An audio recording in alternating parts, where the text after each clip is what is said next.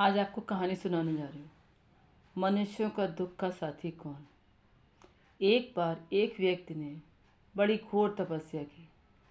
भगवान इस कदर प्रसन्न हो गए कि हाथों हाथ वरदान देने हो तो उसके सामने प्रकट हो गए। लेकिन वह व्यक्ति प्रभु के दर्शन से ही इतना अभिभूत हो गया कि उसे वरदान मांगने की इच्छा ही नहीं हुई।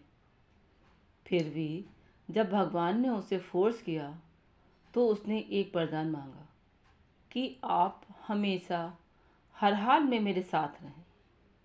प्रभु ने वरदान दे दिया और यह तो वाकई चमत्कार हो गया। वह चलना शुरू हुआ तो जमीन पर पांव के 2 की जगह 4 निशान बनना शुरू हो गए। यानी वाकई प्रभु उसके साथ ही होते। वह तो मारे खुशी से झूम उठा। उसकी चाल बदल गई। भगवान के सातवें आसमान पर जा बैठा वह भगवान 24 घंटे साथ है ना, और क्या चाहिए। लेकिन कहीं ना कहीं शंकित भी था कि कहीं भगवान साथ छोड़ ना दे। तो इस बात को लेकर वह चौकन्ना भी पूरा रहता था। बीच बीच में वह जंगल में मिट्टी या कीचड़ में चलकर देख भी लिया करता था कि वाकई प्रभु उसके साथ हैं कि नहीं। और जैसे ही कदमों के 4 निशान पाता तो वह तो आश्वस्त हो जाता कि बल्कि हाथों ने हाथ धन्यवाद भी दे देता। वैसे उसका हंसता खेलता परिवार था। आर्थिक रूप से भी वह खाते पीते काफ़ी खुशी था। कहने का तात्पर्य आदमी न सिर्फ प्रभु का सच्चा भक्त मात्र था, बल्कि जीवन भी उसका भरा पूरा और खुशहाल था। अब सोने पे सुहागा यह कि अब उसका और भगवान का 24 घंटे का साथ भी था। लेकिन कहते हैं ना कि समय की चाल सदैव एक सी नहीं रहती। बस उसी तर्ज पर उसके जीवन में भी एक टर्निंग पॉइंट आया। अचानक एक हादसे में उसके दोनों बच्चों की मृत्यु हो गई। पत्नी यह हादसा झेल न पाई और वह भी पागल हो गई। निश्चित थी इस सब का उस पर भी बड़ा गहरा असर पड़ा।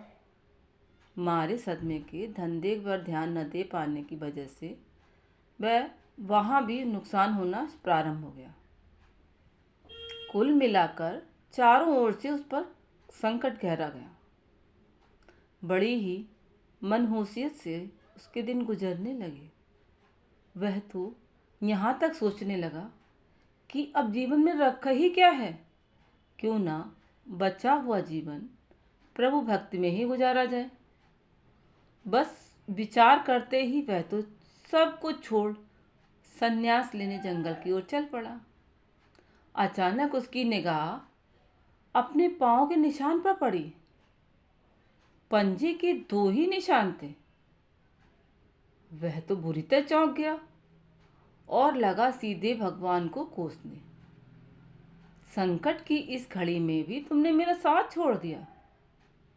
अरे तुम तो आम संसारी से भी गए गुजरे निकले। तुम पूजा के लायक ही नहीं।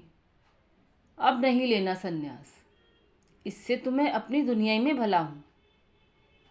यह सुनते ही उसका भीतर विराजमान प्रभु प्रकट हो गए और बोले, वत्स तुम अकारण पंजे के 2 निशान देखकर भ्रमित हो गए हो। तुम्हारे दोनों पुत्र मर गए। पत्नी पागल हो गई। तुम क्या सोचते हो यह भयानक हादसा सहने की तुम्हारी क्षमता थी? बिल्कुल नहीं। तुम्हारे संकट में ये तमाम थेपड़े कब से मैं अकेले सह रहा हूँ। और यह दो पंजों के निशान देख रहे हो ना, वो मेरे ही हैं। तुम कुछ ऊट पटांग ना कर बैठो या हादसे के गहरे भंवर में ना चले जाओ। इसलिए तुम्हें तो मैंने बच्चों के मृत्यु के दिन से ही थाम रखा है। अब इसका सार तो यही है ना, यही जीवन का सत्य है। जब भी मनुष्य पर कोई बड़ा संकट आता है ना, तब वह संकट सीधा मनुष्य की आत्मा थाम लेती है। वह जानती है कि मनुष्य का अहंकार यह सदमा झेल ही नहीं पाएगा। आपको भी इस बात के कई अनुभव होंगे। आपने भी अनेकों बार नोटिस किया होगा कि आपके या अन्य किसी के साथ ऐसे हादसे हो जाते हैं। तो कल्पना करो तो सहना मुश्किल परंतु फिर भी वास्तव में घटने पर सहने की क्षमता आ ही जाती है। यह क्षमता आती है इसलिए कि सदमा आपका आत्मा यानी आपका भगवान झेलता है, जो हर हाल में स्थिर रहने पर भी स्वभाव वाला होता है। उसकी यह स्थिरता आपको पहुंची चोट को सॉफ्ट कर देती है और यह सॉफ्ट चोट आप सह जाते हैं। बताओ भगवान इससे ज़्यादा आपके लिए क्या कर सकते हैं।